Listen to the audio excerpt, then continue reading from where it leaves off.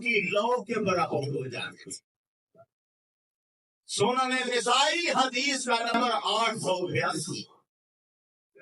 حدیث نمبر 882 میں سرکار نے ہاتھ کہاں تک اٹھائے؟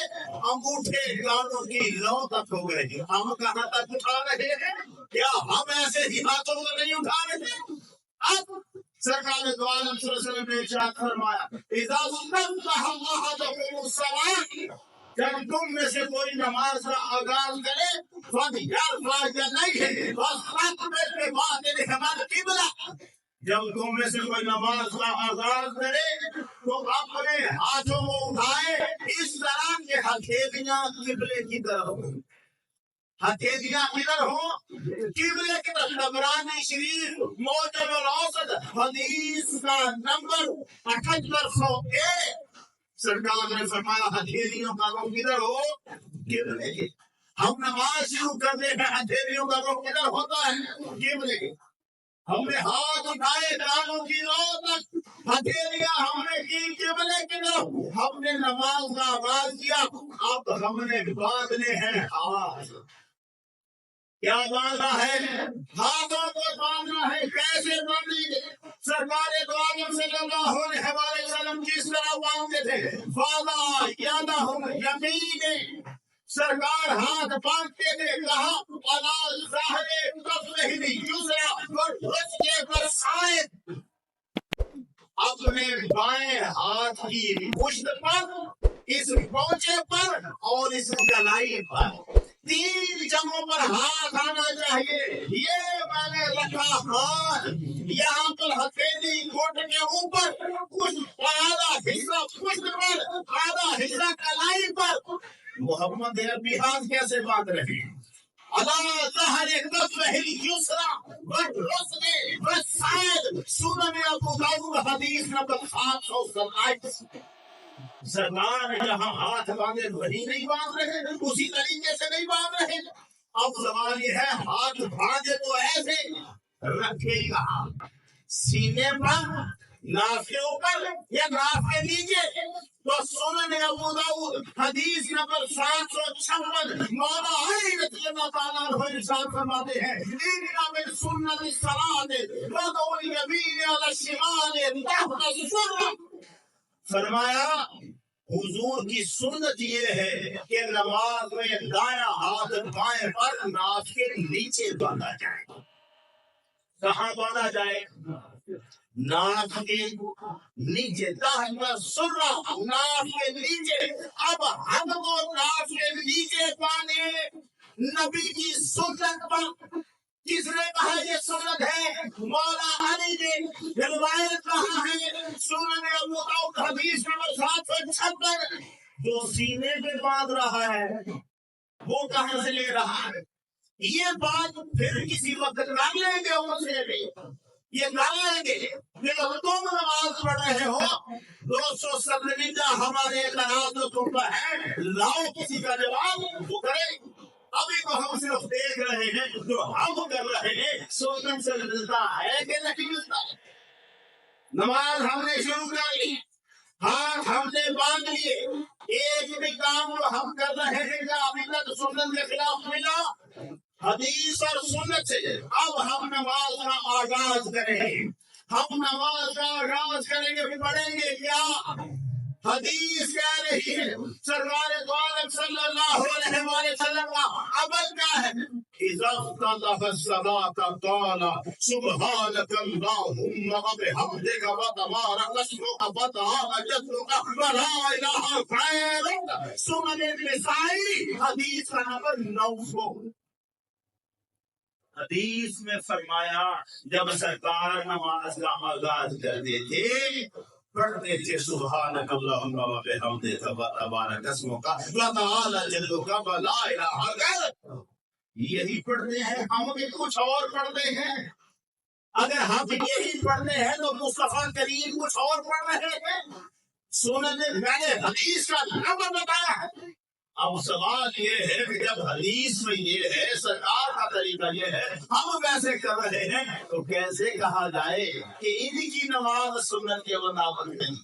ہم نے ہاتھ باندھے सुभान अल्लाह हमने का पढ़ा।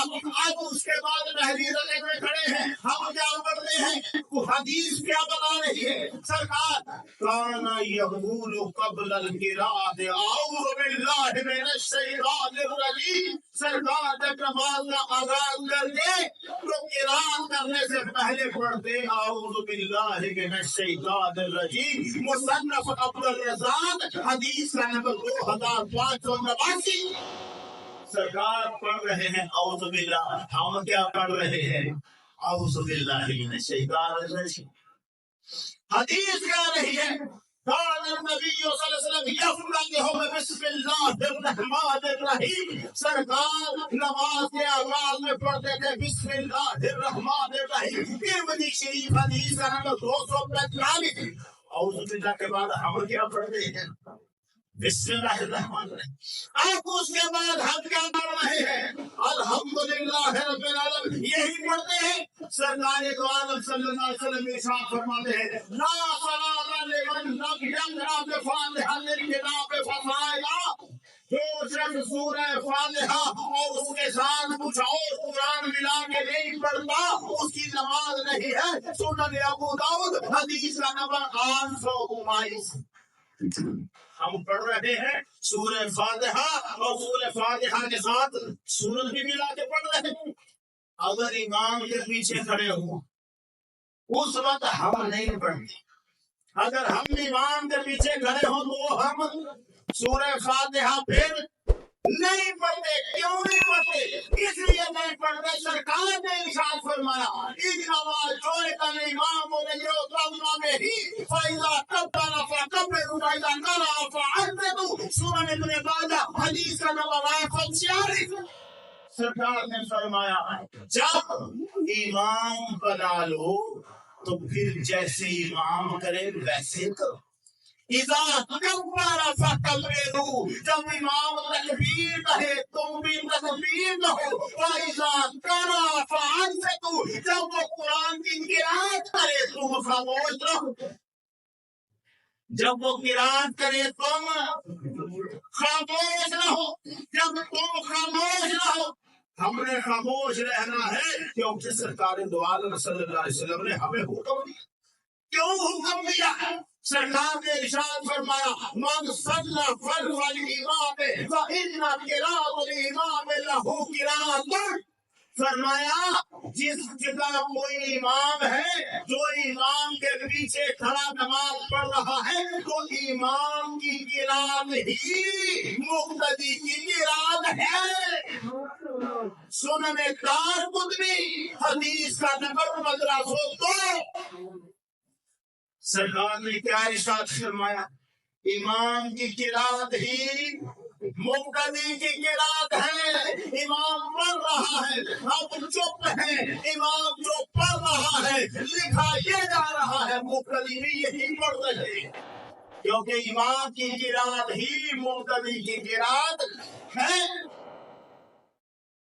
कुछ लोग कहते हैं जब इमाम ऊंची आवाज से पढ़ता है उस वक्त तो ठीक है, हम चुप कर लेते, लेकिन जोहर और असर की नमाज में इमाम मुंह में पढ़ता है, उस वक्त हमें भी पीछे पढ़ लेना चाहिए। सरकार दो आलम सल्लल्लाहु अलैहि वसल्लम ने इरशाद फरमाया, सूरह दारक़ुतनी हदीस का नंबर 1252। सरकार ने इरशाद फरमाया, तकफीर किराअतुल इमाम हरफन औ जहरा। इमाम ऊंची आवाज से पढ़ रहा हो या मुंह में पढ़ रहा हो, तुम्हारे लिए उसका पढ़ना काफी है। हमने जो पढ़ा है अभी तक जो हम कर रहे हैं, क्या एक भी अमल सुन्नत के खिलाफ आया, हदीस के खिलाफ आया? हमें कहा जा रहा है ये नहीं पढ़ते, ये नहीं पढ़ते। सुनो, जब सूरह फातिहा खत्म हो जाए तो अब वारी है आमीन कहने। बुलंद में आमीन कहना है। कैसे कहना है? रिवायत आ रही है, फलम्मा क़रा गैरल मग़दूबि अलैहिम वलद्दाल्लीन क़ाल आमीन حدیث کا نمبر 1001